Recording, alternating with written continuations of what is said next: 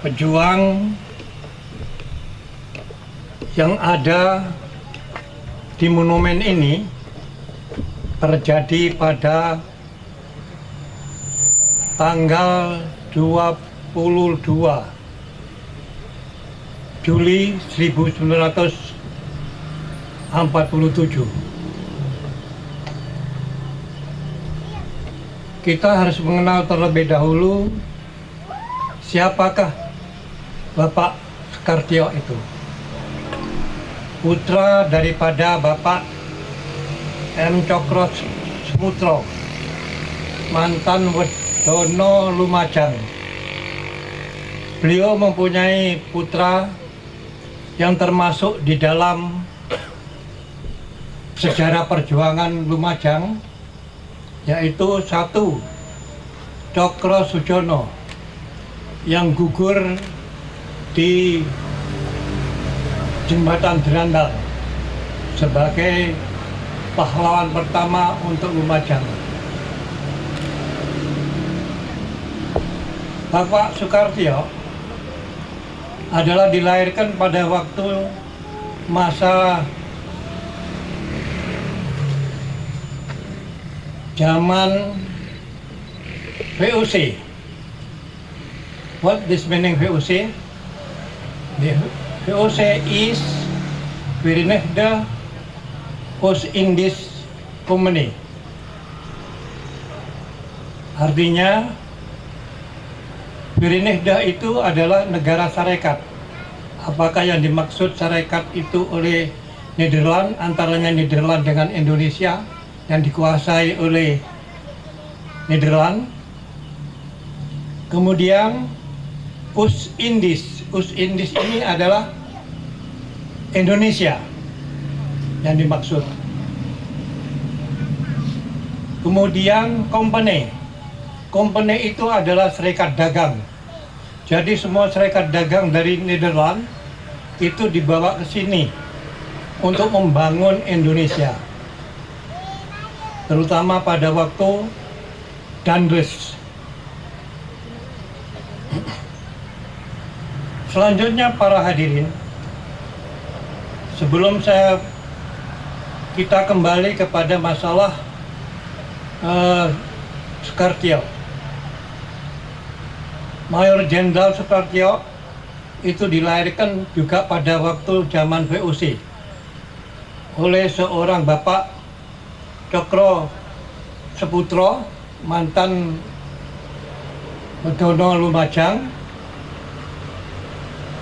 Bapak Soekartio itu dilahirkan dan dibesarkan dan lulus HIS pada zaman VOC.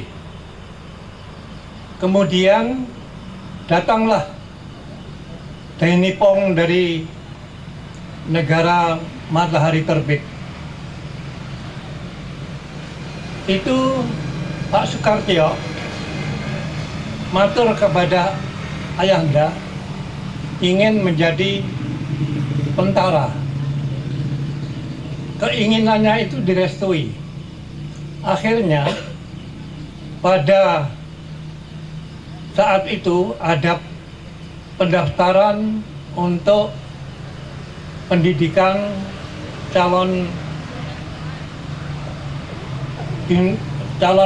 perwira dari angkatan PETA. PETA itu adalah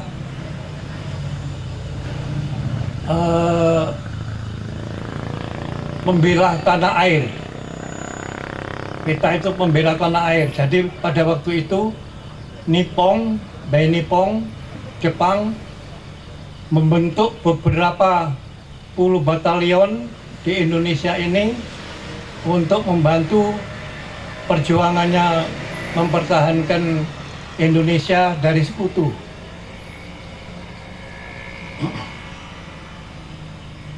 Selanjutnya para bapak, Bapak Soekartio sudah lulus daripada HIS, kemudian pada waktu pendudukan Jepang ada pembukaan untuk perwira angkatan daripada PETA itu mendaftarkan atas izin ayah dan ibunya ke Probolinggo. Di Probolinggo itu bertemu dengan seorang, menurut Pak Soekartjo, seorang yang gagah dan perkasa, yaitu seorang namanya Suwanda. Saya belum kenal pada waktu itu, hanya satu sama lain saling memandang. Demikian Pak Wanda memandang Soekartjo, dianggap seorang yang gagah berani dan juga sebagai orang yang tampan dan perkasa. Itu di dalam hatinya masing-masing. Pak Wanda pada waktu itu masih sekolah di ITS Surabaya. Kemudian pada waktu vakansi pergi ke Probolinggo untuk sambang Pak D-nya. Mendengar adanya suatu pendaftaran untuk KIR perwira PETA, maka mohon restu daripada Pak D-nya untuk ikut KIR. KIR itu tes. Kalau dulu dikatakan KIR jasmania dan mentalnya, rohanianya, itu namanya KIR pada waktu itu. Kedua pemuda ini itu belum bisa berkenalan, tapi saling pandang memandang antaranya Pak Soekartjo dengan Pak Wanda. Serentak selesai tes atau KIR, secara kebetulan keluar daripada markas KIR itu, kemudian berjumpa. Ya apa? Lolos. Oh iya, lolos. Anda? Ya juga lolos. Akhirnya berkenalan, sehingga hanya perkenalan sebentar, kemudian berpisah pulang ke rumahnya masing-masing. Kemudian pada waktu untuk pemberangkatan, Pak Soekartjo dengan Pak Wanda itu berjumpa di stasiun Probolinggo. Ya, bisa beromong-omong, sudah bercakap-cakap karena tadinya sudah kenal. Akhirnya bersama-sama berangkat ke Bogor, ke Cimahi untuk pendidikan Sudanco. Selang 1 tahun 2 tahun, kedua-duanya itu kembali selesai pendidikan, kembali ke Probolinggo. Kembali di Probolinggo, Pak Wanda ditempatkan di PETA, markas PETA di Kelaka. Pak Soekartjo ditempatkan di PETA di Lumajang. Satu sama lain itu sesudah bertemu dan seterusnya seakan-akan seperti saudara. Ya apa ya? Itu. Ya benda. Enggak, ya enggak, itu. Artinya sudah akornya itu sangat luar biasa, seperti keluarganya sendiri, kedua-duanya itu. Selanjutnya, sesudah sama-sama memimpin daripada sebagai pangkat Sudanco itu setingkat kompi. Jadi Pak Wanda Sudanco, Pak Soekartjo juga Sudanco. Datanglah proklamasi. Di dalam proklamasi ini, kedua-duanya kemudian mengikuti BKR, TKR, sampai kepada TRI, sampai TNI. Kedua-duanya ini semakin akrab. Jadi pada waktu pengepungan gedung Kempiteng yang sekarang ini Hotel Merdeka, itu Pak Sukartio dengan Pak Panda itu sangat erat sekali, sama-sama memegang senjata. Lain-lainnya hanya bambu runcing, pedang, dan sebagainya. Kon-kono enggak, kon-kono ya itu. Akhirnya di dalam pengepungan itu sekitar jam 10, Komandan Kepitai minta supaya salah satu masuk ke dalam hotel Merdeka sekarang ini. Setelah masuk, yang ditunjuk adalah Pak Wiono. Pak Wiono masuk, kemudian berunding. 1 jam perundingan ini dapat diselesaikan dengan baik. Serentak Pak Wiono bisa kembali ke tempat, semua lega. Akhirnya apa yang dibicarakan tadi dan hasilnya bagaimana? 1, pengibaran bendera nanti jam 2. Jadi sekarang belum bisa diturunkan bendera Jepang itu. Mengenai senjata, seluruh senjata diserahkan kepada semua pejuang. Puluhan senjata pada waktu itu. Jadi Pak Wiono menghasilkan 2 keputusan, 1 mengenai pengerahan bendera putih nanti jam 12, sedangkan untuk persenjataan semua diserahkan kepada para pejuang. Selanjutnya, sesudah yang ketiga keputusannya adalah minta Komandan Komite itu dilindungi keseluruhannya yang ada di dalam Hotel Merdeka itu. Ya, alhamdulillah semuanya sudah bisa kita bersenjata dan juga semuanya sudah de facto and de jure untuk Kabupaten Lumajang sudah diserahkan kepada para pejuang. Seterusnya para bapak, para hadirin semuanya, untuk kita dengan adanya pada tanggal 21 Juli 1147 Belanda mengadakan serangan besar-besaran. Serangan besar-besaran itu karena pertempuran di Surabaya tidak bisa maju. Belanda bisa menguasai keseluruhannya. Pertempuran di Semarang yang sampai ke Ambarawa, yang dikenal dengan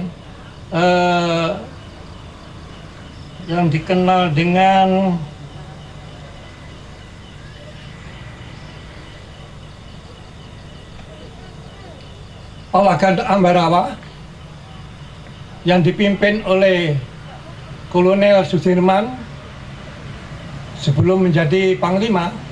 Jadi masih memimpin perang sampai dari Ambarawa Belanda bisa mundur sampai kembali ke Semarang.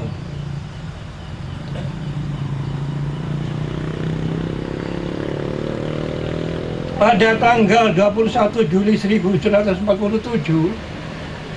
itu Belanda sudah masuk daripada Pasir Putih, masuk di pelabuhan kecil Kraksan, masuk daripada pelabuhan kecil Pasuruan.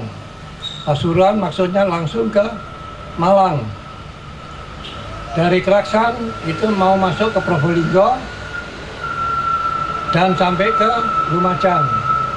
Yang dari Pasir Putih itu dipecah masuk ke Bondowoso sampai ke Jember. Sedangkan yang dari Ketapang itu masuk langsung ke Banyuwangi.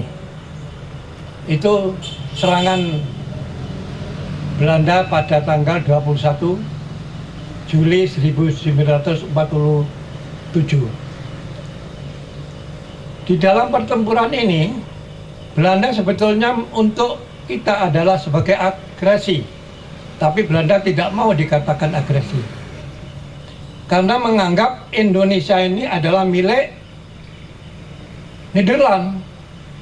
Jadi dulu dikatakan VOC, Verenigde Oost-Indies Company. Tapi sesudah Jepang masuk ke Indonesia, pemerintahan government atau government daripada VOC dipindahkan ke Australia di Canberra. Itu kemudian diadakan suatu perubahan, bukan lagi VOC, tapi adalah Nederland Indies, Nederland Indies Civil Administration. Jadi ini adalah Indonesia Nederland. Memang para hadirin yang kami hormati, terutama bagi Yong Man, Yong Mise, jadi sebagai pemuda dan pemudi dan para siswa, supaya mengetahui bahwa Belanda sebetulnya Indonesia ini 350 tahun, yaitu peta Indonesia hilang dari lembaran peta dunia. 350 tahun lembaran sejarah Indonesia itu hilang dari lembaran sejarah dunia. Demikian 350 tahun percaturan politik Indonesia hilang daripada percaturan politik internasional pada waktu itu. Selanjutnya, kita Indonesia melanjutkan perjuangannya.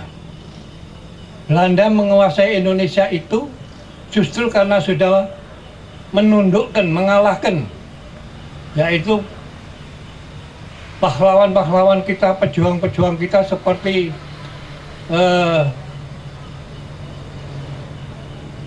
Tengku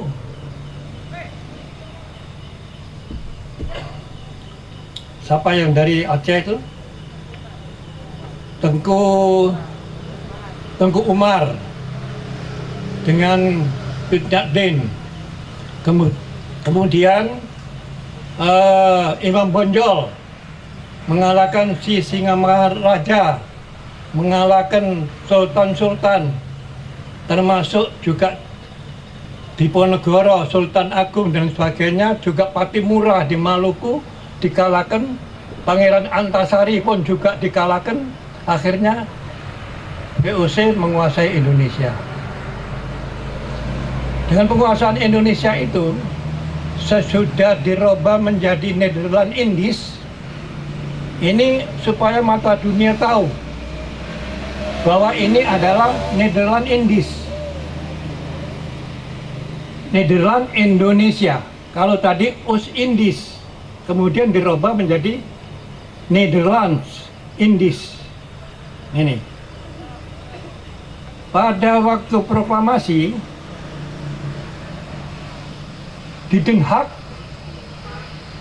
geger, di Canberra geger, tidak tahu bahwa kecolongan, bahwa Soekarno, Hatta, dan panitia persiapan kemerdekaan dan para pejuang-pejuang keseluruhannya, pemuda-pemuda seperti Adam Malik, seperti Heru Saleh, seperti Sultan Syahrir, seperti Wahid Hasim yang memimpin Hizbullah, dan semua Sabilillah dan sebagainya, mereka tidak mengerti bahwa Indonesia itu sudah menjadi Indonesia yang merdeka. Kemerdekaan Indonesia ini juga langsung didukung dan diakui oleh Burma, UNU, oleh Jawaharlal Nehru, Perdana India, oleh Gamal Abdel Nasser dari Mesir, juga dari Tito, dari Yugoslavia, dari Sam Kesek, daripada Cina. dan negara-negara Arab itu banyak juga yang kemudian mengakui kedaulatan Indonesia. Dengan demikian, Belanda tidak sadar. Ia mengirimkan bala tentaranya. Pertempuran di sana, pertempuran sana dengan sekutu yang dipimpin juga oleh Jenderal Victory Christian. Nah, itu tidak berhasil, kemudian mengirim suatu pasukan yang sangat besar, yaitu yang dikirim dengan suatu armada-armada yang luar biasa, dengan diberi sandi, brigade sandi. Pertama, sandi yang diberikan itu adalah operasi produk. Tweede sandi adalah operasi Amsterdam. Brigade sandi adalah operasi Rotterdam. Mengapa Belanda mengatakan operasi, tidak agresi?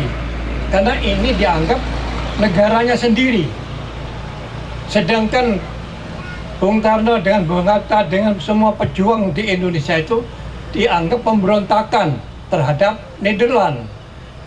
Karena ini sudah sah menjadi negara Nederland. Itu. Selanjutnya di dalam yang mengadakan operasi di Indonesia ini dengan tadi itu dengan